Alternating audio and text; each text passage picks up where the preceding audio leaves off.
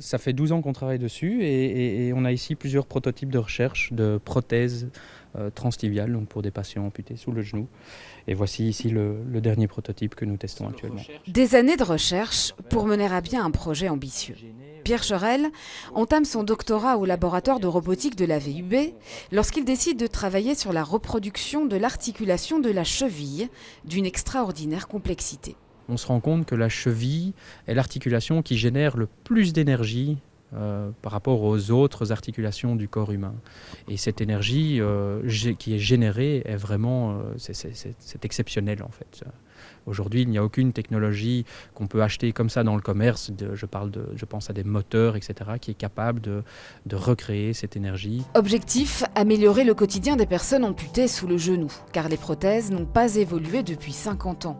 Elles sont figées à 90 degrés et occasionnent des douleurs aux genoux, aux hanches et au dos. La grande difficulté dans ce domaine, c'est d'abord le côté technologique, le fait de remplacer une partie du corps humain, d'imiter le corps humain.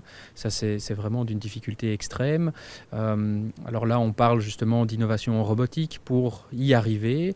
Mais à côté de ça, il y a aussi d'autres difficultés, comme par exemple le fait de rendre ce genre de technologie financièrement viable. Le projet a bénéficié de l'aide d'Innoviris, l'Institut bruxellois de la recherche et de l'innovation. Il entame maintenant une nouvelle étape en recherche et développement, grâce notamment à des fonds privés, pour pouvoir d'ici 2 ans, espère son inventeur, être commercialisé.